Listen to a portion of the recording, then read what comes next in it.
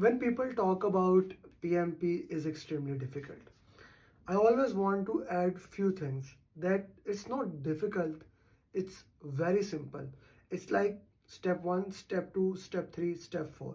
We just need to know those steps. One of the reason I wrote this PMP booklet like this, if you look at it, 15 to 18 pages, some of these days I'm gonna read it, is to give you the sequence of steps. But let's go into this video. I'm gonna share things that you need to know about PMP, and if you know it, you will be able to better grasp the things and things to look into that. I will try to make this video maximum 10 minutes, and my goal here is that you know everything that is there to know about PMP. Okay, let's go with it. So the first thing is that you need to know what happens in 5 process groups. There are 5 process groups: initiation, planning, execution, monitoring, control, and closing. Now, initiation means the project is started. I need to know that how the project is started, what is the purpose of project charter. Here, what is the purpose of project charter? What are the different types of ways, like is the project manager selected before or after that? Project charter is a document, is the foundational document, and then the project charter is based on the business case and benefit management plan. These two are business documents, and then this charter is basically starting your project. I need to know that. This is very important for PMP. Then assumption log, and then stakeholder register. These 3 things are created in initiation, and I need to know about it. I need to master it in order for PMP exam. Then when we go to planning, I need to know this thing, that here I'm going to decide which type of life cycle I'm going to have, predictive or agile. Let's say I selected agile life cycle. I selected agile life cycle. Now agile is interesting. Not all projects are agile. I need to see my delivery. Is my delivery multiple? And is my scope or requirements, let's put scope here, is the scope fixed or variable, right? If my scope is variable and my delivery is in parts, it's agile. If both are fixed, it's predictive. If delivery is in parts but the scope is fixed, here I put fixed, here it is variable, it is incremental. If your scope can change but you want the entire delivery, it is iterative project. Okay, I'm just giving you high level nature. So let's say your project is agile. If the project is agile, I need to know 4 values. This is for sure compulsory. 4 values is something that is a must to know in the project management. What are the 4 values? Customer collaboration over contract negotiation, respond to change over following a plan, individual and interaction over process it to tool, working software over comprehensive documentation. These are the like 4 pillars. Any thing that in the world is that it building, it has 4 pillars. So it is 4 pillars of that. Then there are extension of 4 values, that is 12 principles. I don't need to memorize them, I need to understand them. Then there are certain, I would say, agile basic concepts. Agile basic concepts are those concepts which are assumptions in agile. I need to know those assumptions, like we value the customer, we want sustainability delivery. That is derived from principles of agile, right? So once you know that, then the next thing for PMP exam. Now this is important. From PMP exam perspective, I need to know Scrum. And in Scrum, there are only 3 to 4 things that you need to master. Like, what are 5 events? Sprint planning, daily stand-up, sprint review, the 2 parts of sprint review, demo and grooming of product backlog. Then in sprint review, you need to know definition of done, definition of ready, and acceptance criteria. Then sprint retrospective and sprint itself, right? Then information radiator, burn up, burn down chart, task board, Kanban board. Then I need to know roles. What is the role of product owner? He defines value. I need to know the role of Scrum Master. What does Scrum Master do? I need to know that. What does development team do? I need to know that. 3 roles, then 3 artifact. Product backlog, sprint backlog, and product increment. These 3 artifact you know, right? If you know these things, Agile is done. So any question that comes from Agile, 90% you can answer all those questions. Now comes in the planning. If I'm talking about planning, predictive. There are 18 plans.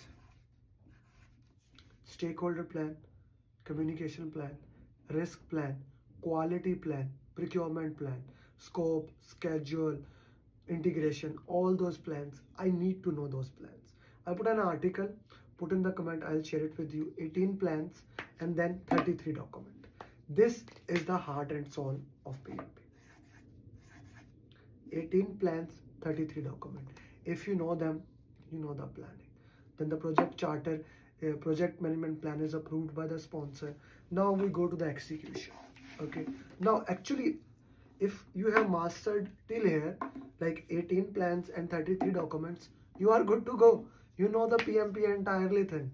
There are most of the things that you already know. You know quality plans, like just mastering those things. You can even do one thing, take down those plans, make it a flashcard. What does each 18 plans have? 33 documents have. And these things which I just shared, make a, like, just you need to know on daily basis, read them. Okay, what does it have? And you are good to go. The third thing is execution. You need to know what happens in execution. Execution, work is done, deliverables are produced. Deliverables are produced, issue is raised, team is acquired in planning, but develop and manage conflicts are handled there. You are doing the work. Stakeholders are being engaged. You are working in the most effective way. That is what is happening in execution. Now, initiation, planning, execution. The next part is monitoring and control. Monitoring and control, as the name says, you monitor your progress, you check your SPI, like where the schedule is, you check your CPI, where the cost is, you check how many changes have happened, you check your changes in the project and handle them. Changes are sent to change control board. If it's predictive, if it's agile, it goes to the product owner, he put in the product backlog. We review the progress, we change it, we adopt it. Any changes in the predictive that happens, it goes to planning, the plans are updated. Once your plans are updated, it goes back to feed into execution. It's an important cycle here. Monitoring and control, planning, from planning goes to execution. For example, if there's a deliverable that is produced in execution, in monitoring and control, let's say control quality said this deliverable is not right, or client said in validate scope this deliverable is not right. You need to repair it. For that you need to update the plan. The plan will be updated, the scope, schedule, cost. Then in execution you will do it, implement the plan, and the cycle move. This is the important cycle here. Now once the entire work is done, in closing, you close the project. There's a sequence, there's a steps of closing. You get approval from the deliverables. When the deliverable is accepted by the client, project is successful or unsuccessful, the sponsor close the project. You get approval from it. You write down the final report. You update the benefit management plan. Ask everything, things of those nature, right? You close it with the sponsor approval. Then you write down the final report. Update OPS, EF, lesson learned, registers, etc. This is done. This is the content of an entire PMP. What I explained in last 10 minutes, you must know it. There is no denials in it. Now this content, you can get it from my Pathway to PMP. If you read book, you can get through videos, the whatever it is. Next part in the PMP exam comes, and the very important thing is how to solve questions.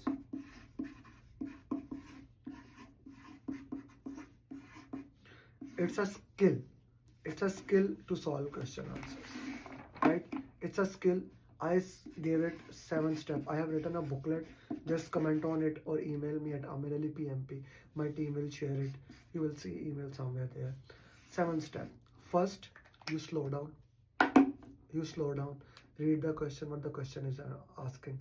Then you understand the context of the question, identify keywords, what are the keywords in the question. Then you see, is it in initiation, planning, execution, monitoring and control?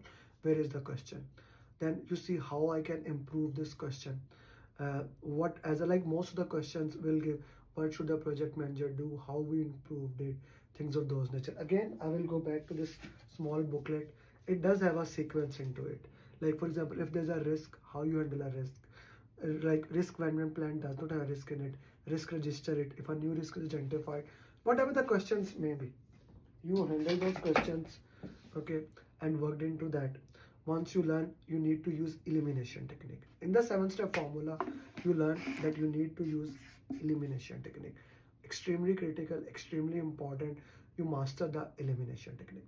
Once that is done, this is clear to you. You know, okay, I have to use elimination technique. You master this skill. This is a skill that can only be developed by solving question answers. You need to do bunch of questions. I don't know, it can be 100 question for you or 500, but you need to learn this skill. Slow down, use elimination technique, identify the keywords. Important thing, if the question is longer than 3-liner, read the last line first, identify it's a predictive or HR. Once you have done this thing, the last, I would say, the point or the last link to PMP exam, and a very important link, is time management. PMP exam is time box. You have 230 minutes and 180 questions. And then exam is divided into 60 questions, right? 60, then there's a 10-minute break, then again 60, then there's a 10-minute break, then 60.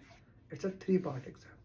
What you need to do, I would recommend get a simulator for preparation. Get a simulator which you cannot stop the timer. It's very important. Get a simulator where the time box is there and you cannot stop the timer. Once this is there, you will be forced to manage the time. And I would recommend that the simulator had question like this, like 60 questions with 75 minutes, and then 180 questions. Both sets should be there. 60 question, 180 question. This is critical for you.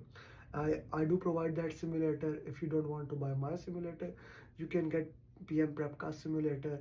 Study Hall is good also, but get that simulator that works for you, that resonates for you, right? Master the time, and when you go to the real exam, once you go to the real exam, let's say you went to the exam, I want to put into that, manage your time. Manage your time in the perfect way. First 60 question, 75 minutes, then take a 10-minute break. The break is not a part of that timer. Second 60 question, 75 minutes, then take a 10 minutes break. Again, that 10-minute break is not the part of your exam timer.